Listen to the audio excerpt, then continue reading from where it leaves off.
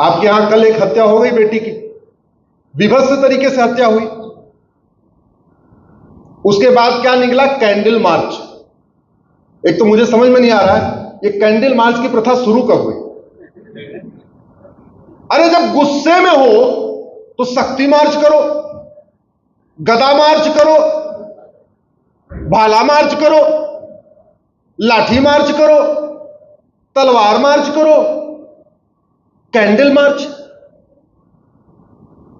ये candle march अंग्रेजों के जमाने में आया और बड़े प्लान्ड वे में भारत के लोगों को दिमागी रूप से गुलाम बनाने, शारीरिक रूप से अक्षम बनाने के लिए उन्होंने नया कॉन्सेप्ट दे दिया, गांधीवादी वाला candle march.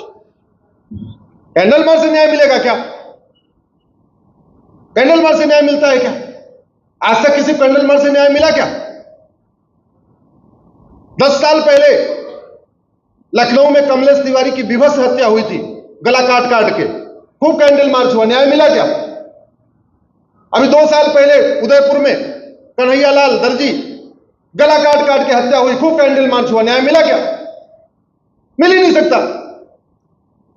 Court candle march थोड़ी देखती है, कोर्ट तो कानून देखती है। कानून में लिखा क्या वो देखती है। हम कानूनों को बदलवाने, चलो कैंडल मार्च करना भी है, वैसे तो मैं इसका पक्षधर नहीं हूं, अगर करना भी है तो पुलिस रिफॉर्म के लिए कैंडल मार्च करो, जुडिशियल रिफॉर्म के लिए कैंडल मार्च करो, इलेक्शन रिफॉर्म के लिए कैंडल मार्च करो, टैक्स रिफॉर्म के लिए कैंडल मार्च करो। बहुत सारे और तरीके हैं कैंडल मार्च करने के लिए। एक आदमी मर जाएगा, जस्टिस फॉर ये, जस्टिस फॉर ये, जस्टिस फॉर ये, ट्विटर पे ट्रेंडिंग, व्हाट्सएप पे ट्रेंडिंग, हैशटैग पे ट्रेंडिंग, 3-4 दिन जोश रहेगा खूब, जस्टिस फॉर ये, जस्टिस फॉर ये। उसके बाद अगली हत्या हो जाएगी, पिछले वाले को भूल जाएंगे, उसके लिए जस्टिस फॉर ये, जस्टिस फॉर ये, जस्टिस फॉर ये। ये परमानेंट सोल्यूशन नहीं है भैया, ये सोल्यूशन नहीं है। जितनी हत्या भारत में होती है, जितना बलात्कार भारत में होता है, जितनी अराजकता भारत में है, बाकी तो छोड़ो, मैं सिंगापुर की बात नहीं करता, जापान की बात नहीं करता, इतना दुबई में होता है क्या? आप लोग दुबई में कुछ लोग गए होंगे, जाते रहते होंगे। इतना खौफ, इतना अपराध दुबई में होता है क्या? लोग दिल्ली में रात को 12 बजे घूमने से डरते हैं और दुबई में रात को 2 बजे शॉपिंग करते हैं।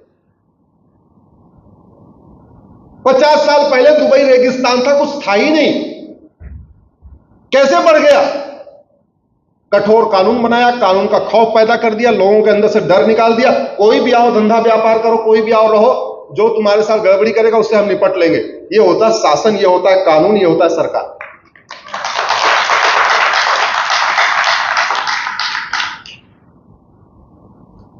मेरा मानना है कि सबसे पहले जिन देशों में शांति है, आप उठा के देख लीजिए, गूगल करिएगा करप्शन परसेप्शन इंडेक्स या गूगल करिएगा रूल ऑफ लॉ इंडेक्स, तो आप उसमें टॉप 10 कंट्रीज को देखिए। उसमें न्यूजीलैंड आएगा, डेनमार्क आएगा, फिनलैंड आएगा, जर्मनी आएगा, सिंगापुर आएगा, ये देश आएंगे जहां पे करप्शन भी बहुत कम है और अपराध भी बहुत कम। उसका एक ही कारण है, उनकी शिक्षा व्यवस्था हमारी वैदिक कालीन शिक्षा व्यवस्था जैसी है। जो हमारी वैदिक शिक्षा व्यवस्था थी उसको उन्होंने अपना लिया है, हमने उसको छोड़ दिया है। किस नाम पे छोड़ दिया? सेकुलरिज्म के नाम। और दूसरा उन्होंने क्या किया? कानून का खौफ पैदा किया। ऐसा कानून का खौफ पैदा किया है जैसे ये मेरे हाथ में अमेरिका का फेडरल पिनल कोड है और मेरे दूसरे हाथ में ये अभी नया जो कानून बना है भारत में, भारतीय न्याय संहिता। अंतर क्या है समझिए। पहली बात तो आप में पतला दिख रहा होगा और ये मोटा दिख रहा होगा। आप बताइए क्राइम कहां ज्यादा है, भारत में कि अमेरिका में? तो किताब किसकी मोटी होनी चाहिए? जोर से बोलिए जरा। भारत। अरे अमेरिका की जनसंख्या 33 करोड़ है, भारत की जनसंख्या 150 करोड़ है, तो किताब किसकी मोटी होनी चाहिए? भारत। अमेरिका में क्राइम कम है, भारत में ज्यादा है, तो कानून किसका कठोर होना चाहिए? भारत का।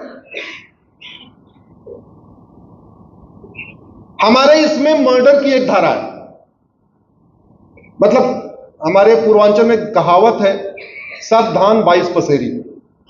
सुना है नहीं सुना? राजस्थान में कहावत नहीं है, यूपी में है।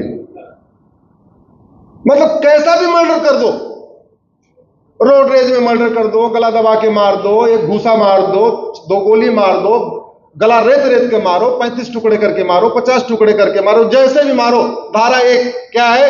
मर्डर। अमेरिका में मर्डर की 10 धाराएं।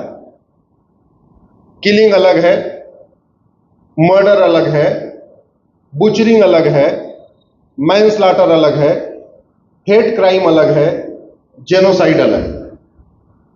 तो पहले जो मर्डर हुआ वो किस कैटेगरी का मर्डर हुआ वो पहले डिफाइन है। यानी जज चाह के भी किसी को कम सजा नहीं दे सकता, क्योंकि ऑलरेडी अलग अलग धारा है। यहां तो एक ही धारा है, इसलिए जज की मर्जी। सामने वाला बढ़िया वकील आ गया, कोई पूर्व कानून मंत्री आ गया, कोई भूतपूर्व गृह मंत्री आ गया, भूतपूर्व वित्त मंत्री आ गया, ऐसे बहुत सारे सुप्रीम कोर्ट में वकालत लोग करते, वैसे आ गया तो सजा थोड़ी कम कर दिया, कोई ढीला ढाला आया तो बढ़ा दिया।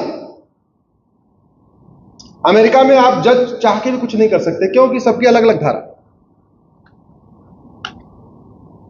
भारत में कन्हैयालाल का मर्डर हुआ है, उसके हत्यारे को ज्यादा से ज्यादा 50,000 रुपए की पेनल्टी होगी मैक्सिमम, और आजीवन कारावास होगा। आजीवन कारावास का मतलब 14 साल। उस कन्हैयालाल की हत्या अगर अमेरिका में हुई होती तो वो केस फिट बैठता जेनोसाइड में, क्योंकि हेट क्राइम हुआ था ना, मजहब के आधार पर मारा था ना, जेनोसाइड किया था। उसमें $10 लाख तो जुर्माना है, भारत के हिसाब से 8 करोड़ रुपए।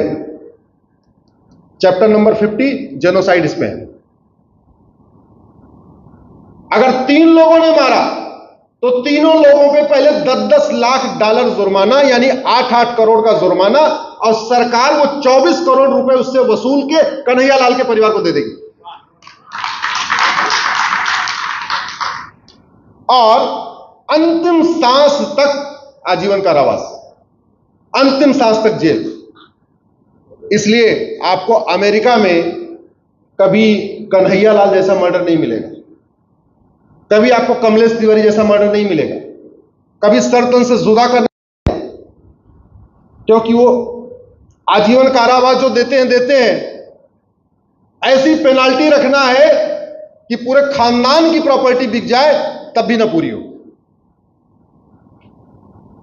ऐसा कानून भारत में होना चाहिए कि नहीं?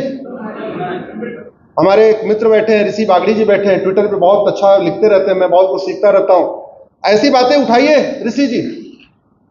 ऋषि बागड़ी जी आपके क्लब के मेंबर हैं, हमारे मित्र भी हैं।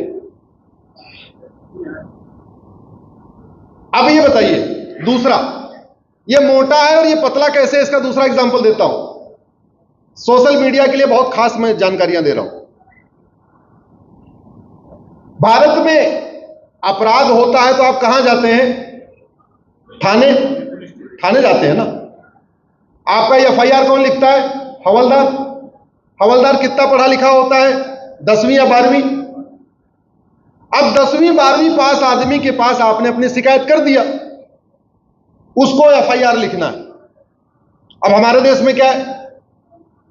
घूसखोरी का अलग कानून, जमाखोरी का अलग कानून, मिलावटखोरी का अलग, कालाबाजारी अलग, नशा तस्करी का अलग, मानव तस्करी का अलग, हत्या अलग, बलात्कार अलग, SC ST अलग, ये अलग वो अलग, 50 कानूनों का मकड़जाल है। आप एप्लीकेशन में धारा तो लिखोगे नहीं, आप तो कॉमन मैन हो, कॉमन मैन को पता क्या पता कौन सा किस कानून की कौन सी धारा लगेगी। आप तो अपनी शिकायत लिख के आ गए, मैं जा रहा था, मेरी बाइक रोकी, मुझे मां बहन की गाली दिया, मेरी बाइक छीनी, मेरा मोबाइल छीना, मेरा बैंक अकाउंट हैक किया, जो आपके साथ हुआ आप लिख के आ गए। अब वो बेचारा हवलदार सर पकड़ के बैठा हुआ है, ये जो बाइक चोरी किया ये किस कानून की कौन सी धारा है? ये जो मां बहन की गाली दिया ये किस कानून की कौन सी धारा है? क्योंकि हमने 50 घटिया कानूनों का मकड़जाल इकट्ठा करके रखा हुआ है। अमेरिका ने अपने हवलदार का काम आसान कर दिया, उसने इसमें 150 चैप्टर डाल दिए। हमारे यहां 150 कानून है और यहां क्या कर दिया? 150।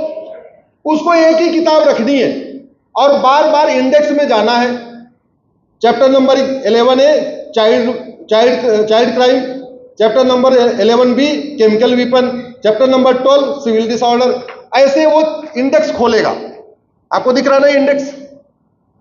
अब चूंकि सुबह से लेकर शाम तक बार बार वो एक ही किताब का इंडेक्स खोल रहा है, तो साल 2 साल के बाद आपने शिकायत किया कि फट से वो उसको चैप्टर याद हो गया, उस चैप्टर के देखा और वहां उठा के वो धारा डाल दिया।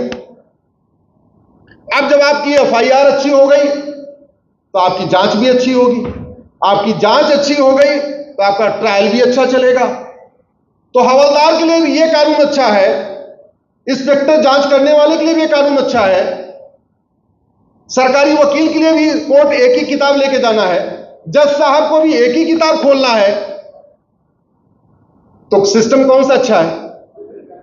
एक कानून या 50 कानून? हमने कभी सोचा ही नहीं इसमें। हमने कभी सोचा ही नहीं कि हमारे देश में लोग सबूत के अभाव में बरी क्यों हो जाते हैं। हमारे देश में सबूत के अभाव में मुकदमा इतना लंबा क्यों चलता है। भारत में मुकदमे को देरी का सबसे बड़ा कारण जानते हैं क्या? झूठी गवाही।